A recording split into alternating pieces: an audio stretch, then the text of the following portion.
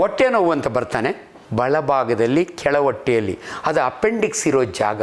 Underwear ತೆಗೆದು ಬಲಗಡೆಯ ಬೀಜ ಸ್ಕ್ರೋಟಮ್ಮಲ್ಲಿ ಇದೆಯಾ ಇಲ್ಲ ನೋಡು ಅಂತ. ಈ ಗಡ್ಡೆಗೂ ಅವನ ಬೀಜಕ್ಕೂ ಸಂಬಂಧ ಇದೆಯಾ ಅದನ್ನೇ ನಿಮ್ಗೆ ಹೇಳಕ್ಕೆ ಹೊರಟಿದ್ದೀನಿ. ಗಂಡು ಮಕ್ಕಳಲ್ಲಿ ಟೆಸ್ಟಿಸ್ ಬೀಜಗಳು, ಈ 2 ಬೀಜಗಳು ಅದರಲ್ಲಿ ಇರಬೇಕು. ಮನುಷ್ಯನ ದೇಹದಲ್ಲಿ ಎಲ್ಲಾದರೂ AC ಇದೆ ಅಂದರೆ ನಿಮ್ಮ ಸ್ಕ್ರೋಟಮ್ಮಲ್ಲಿ. ಸಂತಾನ ವೃದ್ಧಿ ಆಗಬೇಕಾದ್ರೆ ಬೀಜ ಕರೆಕ್ಟಾಗಿ ಸ್ಪರ್ಮ್ಸು ಹಾರ್ಮೋನ್ ಪ್ರೊಡ್ಯೂಸ್ ಮಾಡಬೇಕು. ನಮಸ್ಕಾರ, ಡಾಕ್ಟರ್ ಆಂಜನಪ್ಪ. ನನಗಾದ ಅನುಭವದಿಂದ ಇದು ಭಾಳ ಕಡೆ ಈ ಎಚ್ಚರಿಕೆಯ ಮಾತನ್ನು ಹೇಳಿದ್ದೀನಿ. ಇವತ್ತು ಕೂಡ ಪ್ರಜಾಧ್ವನಿಯಲ್ಲಿ ಸಾಕಷ್ಟು ಜನಕ್ಕೆ ಈ ಇನ್ಫಾರ್ಮೇಷನ್ ಹೋಗಲಿ ಅಂತ ಈ ಮಾತನ್ನು ಹೇಳ್ತಾ ಇದ್ದೀನಿ. BIT ಸ್ಟೂಡೆಂಟ್, ಗುಜರಾತಿ ಸ್ಟೂಡೆಂಟ್, 15 ವರ್ಷದ ಹಿಂದೆ ನಾನು ಕೆಂಪೇಗೌಡ ಒಳಗೆ ಪ್ರೊಫೆಸರ್ ಆಗಿದ್ದಾಗೆ ಹೊಟ್ಟೆ ನೋವು ಅಂತ ಬರ್ತಾನೆ. ನಮಗೆ ಯಾರೇ ಹೊಟ್ಟೆ ನೋವು ಬಂದರೆ ಫಸ್ಟ್ ಟೇಬಲ್ ಮೇಲೆ ಮಲಗಿಸ್ತೀವಿ. ಯಾವ ಜಾಗದಲ್ಲಿ ಅಂತೀನಿ, ಅವನು ಬಲಭಾಗದಲ್ಲಿ ಕೆಳ ಹೊಟ್ಟೆಯಲ್ಲಿ, ಅದು ಅಪೆಂಡಿಕ್ಸ್ ಇರೋ ಜಾಗ. ಅಲ್ಲಿ ನೋಡ್ತೀನಿ ಇಷ್ಟು ದಪ್ಪ ಗಡ್ಡೆ, 21 ವರ್ಷದ ಹುಡುಗನಿಗೆ ಅಷ್ಟು ದಪ್ಪ ಗಡ್ಡೆ ಅಲ್ಲಿ ಬರೋದು ಅಪರೂಪ. ಆಗ ನನ್ನ ನಾಲೆಡ್ಜ್ನಿಂದ ನನ್ನ PG ಸ್ಟೂಡೆಂಟ್ಗೆ ಹೇಳ್ತೀನಿ, ಅವನ್ನ ಅಂಡರ್ವೇರ್ ತೆಗೆದು ಬಲಗಡೆಯ ಬೀಜ ಸ್ಕ್ರೋಟಮ್ಮಲ್ಲಿ ಇದೆಯಾ ಇಲ್ಲ ನೋಡು ಅಂತ. ನೋಡಿ ಇಲ್ಲ ಸಾರ್ ಅಂತಾನೆ. ನನಗೆ ಭಾಳ ಇಂಪಾರ್ಟೆಂಟ್ ಇನ್ಫಾರ್ಮೇಷನ್ನು. ಈ ಗಡ್ಡೆಗೂ ಅವನ ಬೀಜಕ್ಕೂ ಸಂಬಂಧ ಇದೆಯಾ ಅದನ್ನೇ ನಿಮ್ಗೆ ಹೇಳಕ್ಕೆ ಹೊರಟಿದ್ದೀನಿ. ನೋಡಿ, ಮನುಷ್ಯನ ದೇಹದಲ್ಲಿ ಅನೇಕ ಆರ್ಗನ್ಸ್ ಇದ್ದಾವೆ. ನಾನು MBBS 1973ರಲ್ಲಿ ಬಳ್ಳಾರಿ ಮೆಡಿಕಲ್ ಕಾಲೇಜಿನಲ್ಲಿ ಪ್ರತಿದಿನ 3 ಅವರ್ 1.5 ವರ್ಷ ಹೆಣ ಕೊಯ್ದಿದ್ದೀವಿ ನಾವೆಲ್ಲ ಮೆಡಿಕಲ್ ಸ್ಟೂಡೆಂಟ್ಸ್. ಯಾಕಂದರೆ ದೇಹದ ಪ್ರತಿಯೊಂದು ಭಾಗವನ್ನು ನನಗೆ ಗೊತ್ತಿರಬೇಕು. ಇವತ್ತು ನಾನು ಸರ್ಜನ್ ಆಗಿದ್ದೀನಿ, ಹೆಮ್ಮೆಯಿಂದ ಹೇಳ್ಕೊಡ್ತೀನಿ, ನನಗೆಲ್ಲ ಆರ್ಗನ್ಸ್ ಬಗ್ಗೆ ಗೊತ್ತು. ಈಗ ಒಂದು ವಿಶೇಷ ಆರ್ಗನ್ ಬಗ್ಗೆ ನಿಮ್ಗೆ ಹೇಳ್ತೀನಿ. ಗಂಡು ಮಕ್ಕಳಲ್ಲಿ ಟೆಸ್ಟಿಸ್ ಬೀಜಗಳು ಎಲ್ಲಿರ್ತವೆ ಡಾಕ್ಟ್ರೇ? ನೋಡಿ, ಕೆಲವು ಕನ್ನಡದಲ್ಲಿ ಮಾತಾಡುವಾಗ ಹೆಸಿಟೇಟ್ ಆಗುತ್ತೆ. ಡಾಕ್ಟ್ರ ಭಾಷೆ ಯೂಸ್ ಮಾಡಿದರೆ ನಿಮಗೆ ಒಂಥರ ಬೇಜಾರಾಗುತ್ತೆ. ಆದರೆ ನಾನೊಬ್ಬ ವಿಜ್ಞಾನಿ, ಅದನ್ನು ಕರೆಕ್ಟಾಗಿ ಹೇಳ್ತೀನಿ. ಕನ್ನಡದಲ್ಲಿ ಅದನ್ನು ನಮ್ಮ ಇಂಗ್ಲೀಷ್ನಲ್ಲಿ ಸ್ಕ್ರೋಟಮ್ ಅಂತೀವಿ, ಕನ್ನಡದಲ್ಲಿ ಥರ್ಡು ಅಂತಾರೆ. ಈ 2 ಬೀಜಗಳು ಅದರಲ್ಲಿ ಇರಬೇಕು.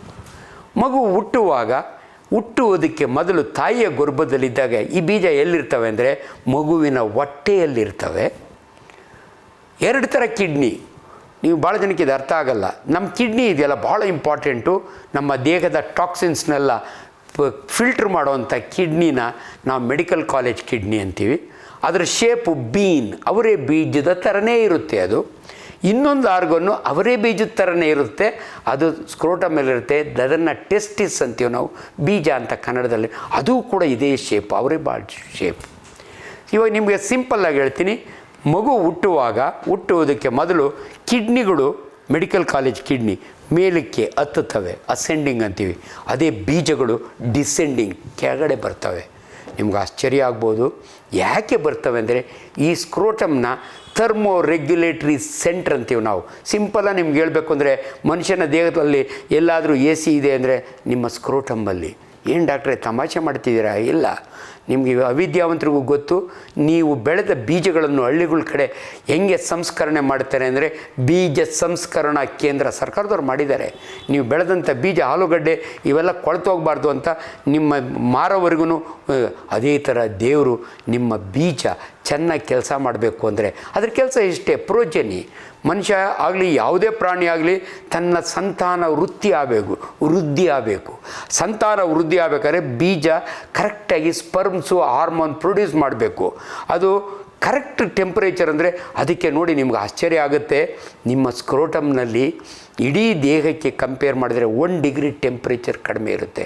ಇನ್ನೂ ನಿಮಗೆ ತಮಾಷೆ, ನೀವು ಅಬ್ಸರ್ವ್ ಮಾಡಿ. ಇವತ್ತು ಆಂಜನಪ್ಪ ಡಾಕ್ಟ್ರ್ ಹೇಳಿದರು ಅಂತ, ಬೇಸಿಗೆಯಲ್ಲಿ ನಿಮ್ಮ ಮಕ್ಕಳ ಥರ್ಡನ್ನ ಸ್ಕ್ರೋಟಮ್ನ ನೋಡಿ ನೇತಾಡ್ತಾ ಇರುತ್ತೆ, ಹ್ಯಾಂಗಾಗಿರುತ್ತೆ.